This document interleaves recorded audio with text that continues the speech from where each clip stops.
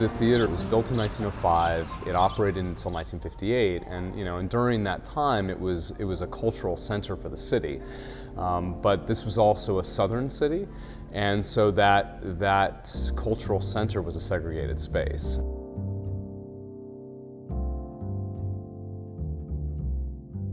People have associations with that theater, either from family members or personal experiences that they had themselves, that maybe that was a place that they weren't welcome, or it was a place that they were separated from the rest of the audience. I've had profound sort of personal experiences when I first entered that theater in traveling, what the path would have been for a black audience member to sort of go up that separate segregated stairwell, to move up to that second balcony. And really what happens when you do that too is you get a sense that you would never have crossed paths with anybody on the lower part of the theater. And people remember this, they don't forget it. I had an older woman, earnestly, honestly, well-intentioned, tell me, oh yes, the Academy, that wasn't our theater. And so when we've set out to reopen this, we really want to change that narrative. Her voice is really much in my head, and I hear that over and over again. That wasn't our theater, and we want to make that, everyone's theater. Placemaking is really important for a community. It is creating spaces where people converge, where they mix, where they hang out, where they engage in their community. In 2018, as we get ready to reopen this space, which closed in 1958 and it was segregated at that time, we really want to create a new story. Our organization started around the time that the city decided to write a new master plan, and Riverfront Park was a really big part of that. It was a dirt field at that time, and there's a longer-term master plan for what that park will be in the future. Right now it's mostly a big green field with a water feature, but even with where we are right now, that field is used for some amazing events. Generally, milling about in the great outdoors with some local touchstone for discussion is ideal for building positive proximity. Ultimately, all these casual bridgings, clumpings, and cross-sections of different people add up to familiarity with our surroundings. The Riverfront Park, to me, was the perfect place. I'm so glad that this place is built. It has a large space where we can have food vendors, exhibitors. We even had a steel band here last year, a live steel band, and that area is where all the group dancing goes on, and it's just amazing to see everybody dancing to all different types of music, different types of activities. It's just wonderful. The Riverfront Park Concert Series has been a really important part of our programming. If community members see programming that excites them, and they see programming where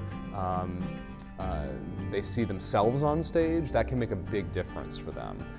We ran an event called Friday Cheers for probably around 20 years, and we don't anymore because it ran its course. But during that course of time, it was a way to get people downtown and mixed together and mingled together in a way that you wouldn't see anywhere else in the community.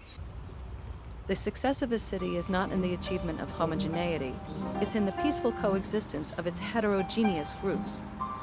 The International Festival was a way of not just getting performers and families to come here and enjoy it, but what I got from emails was people who said that they were so happy to be part of it, to carry the flag, to meet other people from countries that they were familiar with, and that they are looking forward to the next event, which, by the way, is going to be the first Saturday in May next year. I think all of downtown is diverse, beginning with the streets and the sidewalks to a lot of the space on the riverfront, to the places the concerts are held downtown. But it's just a wonderful community space. There's a lot of opportunity there where you could get 4,000 people into that park, right, where we could really expand how many people we reach in one event, and we could reach 4,000 people in one event. And when we're able to reach 4,000 people, that also expands for us the opportunities we have for lowering the price point and providing more access to people. So there's less economic restrictions for individuals trying to get into an event and participate in what we're doing.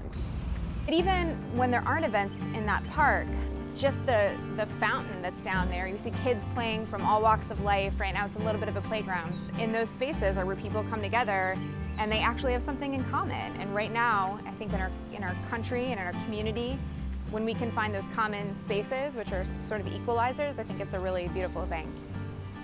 We think that one of the powers of art and music is that it's a community builder, right? It brings people together, sharing in an experience. When you share an experience, you have something in common and you can take that away with you, and we think that that's really valuable to community health. The downtown community gives an opportunity for everyone of every socioeconomic status an opportunity to feel part of this community. George Clinton was a really great choice for us because George Clinton is generational.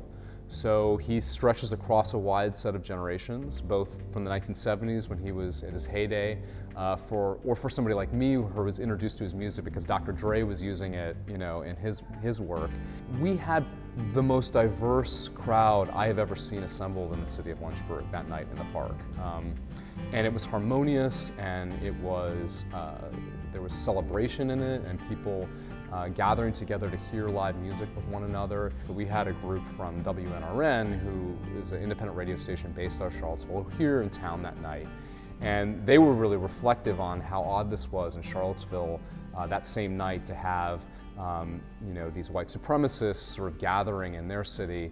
And then here in Lynchburg, we had this incredibly diverse group of people celebrating in George Clinton's music and gathering together in a real peaceful, beautiful way, and how here in Lynchburg that was happening and how important that was. And so, so for us, this, that programming really becomes a point for us where we can really do a great service to our city by bringing people together in a way that I think is maybe not as easy as it should be these days.